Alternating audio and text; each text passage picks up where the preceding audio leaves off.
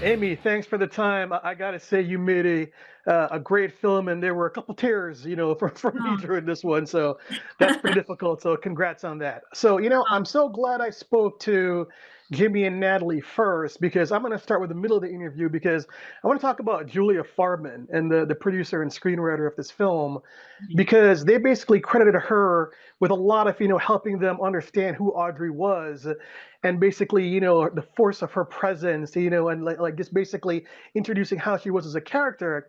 So from a filmmaker point of view, talk about meeting her and basically starting to tell the story of Audrey. yeah, I was lucky enough to meet Audrey a couple times, and then, as you probably know, she passed 2 weeks before we wrapped. And it was, her character definitely came out in the script, but it was really something being able to meet her in person, and like she was in her 90s, and she was no less a Spitfire, even then. Um, and it was beautiful to get to talk to her. She told me about her experiences as being a child that had tuberculosis in the UK, and that was the inception for the idea of putting the flashback scenes in there, because it felt to me in speaking to her that that experience as a child must have informed, in my point of view, it must have informed her kind of passion to not only help children who were ill, but also understand what it is to be a child who is ill and is isolated, and that she wanted to try to mitigate that in her work. One of the things that's so well done in the script and the actors do so well, and you deserve credit for as a director, is that there is a lot of medical terminology. You see them diagnosing the patients, explaining to the parents what's going on, using the machines. They are professional doctors, but it's not inaccessible. I'm a layman. I don't think there's ever a point in the film where I was like, what does neuroblastoma mean? It's written in a way where the audience understands that. So talk about crafting that experience on screen. Was that all in Farben's script, or is that something that was developed as you got to the shooting process? A lot of it was develop, a lot of it was organic. My goal was I mean, I remember telling this to the crew and to the cast, I want it to be the kind of film where any nurse and any doctor could look at the movie and not say, "Nah, that's not really how you hold a syringe." I wanted it to feel completely authentic. I just really, as a director, I just love sort of delving into a world, and I feel like authenticity is a sign of respect to the world and the people that are working in that world and are walking among it. So I think that for me, it was authenticity was key, which meant being authentic with the language, making sure the language was accessible because I'm a layman too, right? So I felt like if sometimes you don't really understand exactly what the words mean, but you get the feeling of it, you get the idea of it. And so we didn't that was kind of the goal. Like, can we attach the audience to the journey of a scientific discovery without obliging the audience to understand all the science behind it? And as it turns out, and it's sort of the brilliance of it, the staging system is the notes cards on the wall are actually something that Audrey and Dan really did. So which was beautiful directorially, because I was like, okay, great, that's how we can, because it's a visual cue, you can understand what the staging system for neuroblastoma means, and we can sort of follow its own little narrative, and we can follow along that and be shoulder to shoulder with them as they work through that discovery. So let's talk about your tremendous cast. I love Natalie. I've had an opportunity Yeah. to interview her several times over the years, and she's a force of nature. She has this tremendous screen presence, everything she does. But then, to the credit, Jimmy and Clancy, they're equal partners in helping her achieve a goal. And I love the fact that, she experiences a lot of misogyny and sexism. But these two doctors, Dr. Dan and Coop, they saw something in her and they're basically partners helping her to achieve this goal. So talk about getting these actors and fulfilling those roles. Well, yeah, I mean, Classy Brown weirdly just looks exactly like C. Everett Koop, first of all. So that was just like when we got the glasses on him, it doesn't have, we were like, whoa. The But beard. yeah, but the casting, I mean, he just as an actor has such warmth and gravitas, doesn't he? And you kind of I that's what I really wanted for her. I felt like she should have a kind of mentor who has has been around the block and hasn't lost his sense of heart. Jimmy Simpson was my first choice, our first offer, and he said yes. I just love his work, and I knew that it needed to be an interesting balance. You needed to have somebody who you feel like could go toe to toe with Audrey intellectually, but wouldn't try to dominate, and who also wouldn't be dominated. That they were somebody who there was a real balance. And in some ways, with the three of them, it's kind of an intellectual love story. It's a story about people who love each other, and in the case of Audrey and Dan, eventually fell in love with each other because of how they thought, because of how they think. And that, I think that in a way kind of supersedes any gender aspects. Sexism was kind of the wallpaper in the room, is in Mm. the world of the story. It's not necessarily a thing that anyone's battling. And then, so within that room, are there people who can connect because they respect the way each other thinks, and what they are trying to achieve with the way that they're thinking in terms of, being medical revolutionaries and trying to help the most vulnerable in their care. Well, let's talk about another aspect of the casting of the children, especially the little girl that played Mia, Yeah. which I thought was a very important secondary arc in the story, because that could have gone too far and been over, melodramatic and trying to squeeze your eyeballs for tears. But it's so powerful what builds up and happens to Mia through it. So, hey, talk about, casting the young girl and working with Natalie to make those scenes believable and not overly melodramatic. Because when it comes to its climactic point, it really hits hard because you believe that, they tried their best. They tried their best for Mia, and the little girl was really had, a peaceful going because she understood that she was surrounded by people she loved, right? Right, exactly. Yeah, yeah. I mean, that was the trick. I mean, every film has, I think I'm paraphrasing Steven Soderbergh possibly, where it's like, there's a version of the film that's running alongside you that's like the version of the film you don't want to make. And so as a director, you're just always trying to steer the film away from that. And the version that I didn't want to make was one where it felt a little bit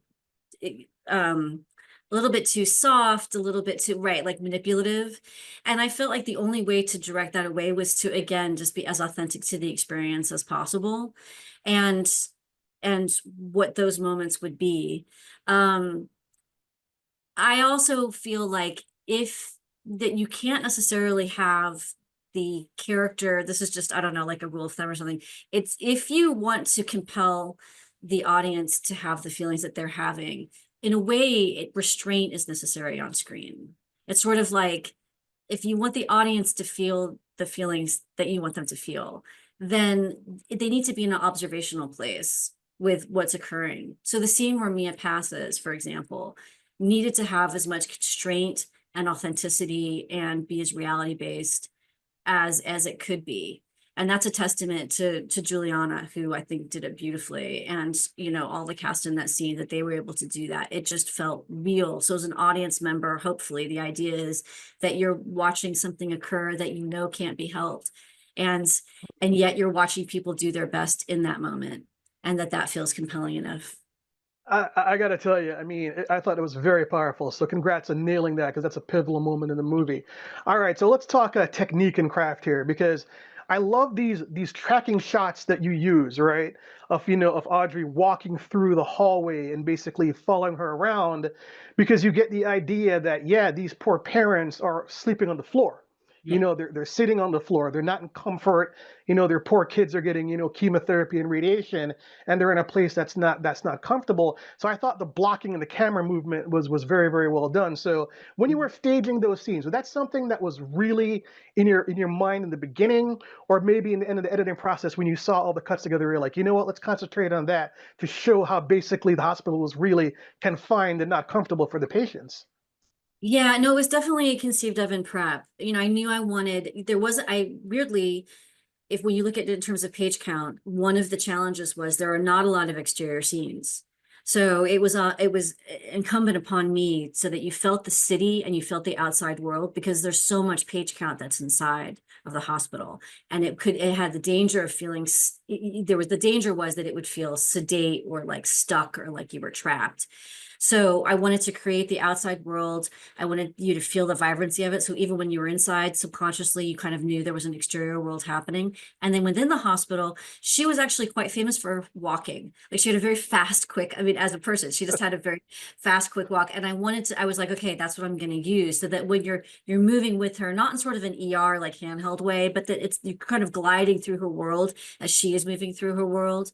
And that as the world that she's moving through happens to be peopled with folks who cannot afford a hotel, and which I mean was the CHOP was and is one of the best children's hospitals in the area. So people would come from states over and they would just have no way to afford a hotel, or they wouldn't have any place to stay, and they would literally have sleeping bags on the floor. So that this wasn't something that was necessarily platformed in terms of dialogue, but it was the production design. It was kind of like the production design that we were moving through, so that we were seeing it as she was seeing it. So yeah, having that, and then having moments. I play viola, so I think about things in terms of in terms of music. So having moments that had that kind of movement, so that you could earn moments that had calm and pause, like the moment where Mia passes, for example, which is very still, but then immediately goes into something that's moving. So sort of making sure to have compelling and thoughtful sequences where that feels like almost a movement of a piece of music. Here we are fast paced, here we are calm, here we are moving again in a kind of legato way. And designing, it was necessary because we were not shooting on stages, we're shooting on location, we're shooting in 23 days, to make sure to design all that in advance and prep. You do a great job. I thought those scenes were really, really effective. So I'm glad you brought this up because I really want to talk about the musical aspect of it, because I Yeah. don't want to butcher this poor lady's name. Genevieve Vincent, I believe is Yeah, her name. Genevieve The and music. yeah. I was so surprised by the jazz soundtrack. You know, the way that was really, it's like it helps the film flow. And it also kind of brings a little bit of light in some of the more, sad and like, not upsetting, but realistic scenes, because you're looking at kids in a cancer ward, and yet you have this like kind of like vibrant jazz soundtrack. So it's a very interesting accompaniment. So talk about working with Genevieve, and if that was your original idea for the film. Weirdly it was. I knew that I felt like it had to be it either had to be classical or it had to be jazz. I knew that I didn't want tonal. I knew that I didn't want anything sappy. It couldn't be sappy at all. It would have tipped it into a place that just wouldn't have been beneficial to the story, was my thought. So I gave Genevieve this sort of impossible task, which was, I said I want to use jazz, but I want it to be a little bit deconstructed so that when I need to, I can segue into something that is just, one or two notes that are just that's sort of the carpet for the scene, that's sort of supporting the scene. But then I can segue back into jazz again, and a kind of I wanted it to be kind of mid-century jazz. So she was terrific. I mean, I was like, I don't even know if this is even possible, and she pulled it off. She got some incredible local Los Angeles musicians from the Baked Potato, which is a famous jazz club in LA. It's been around for forever.